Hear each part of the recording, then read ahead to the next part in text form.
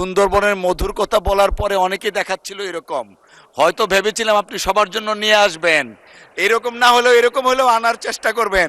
সবার জন্য নিয়ে আসলে 1 মিনিট বাড়ালাম, যান 1 মিনিট। মাননীয় স্পিকার, 1 মিনিট। আমাদের বিরোধী দলের নেতা বলেছেন যে আমরা আমাদের কথাগুলো আরো সংযত করব এবং সুন্দরবনের মধু আমাদের ঠোঁটে লাগে মিষ্টি কথা বলার চেষ্টা করব।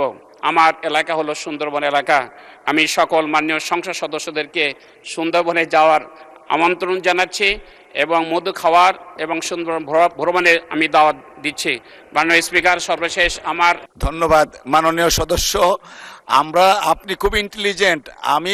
সুন্দরবনের মধুর কথা বলার পরে অনেকে দেখাচ্ছিল এরকম, হয়তো ভেবেছিলাম আপনি সবার জন্য নিয়ে আসবেন, এরকম না হলেও এরকম হলেও আনার চেষ্টা করবেন।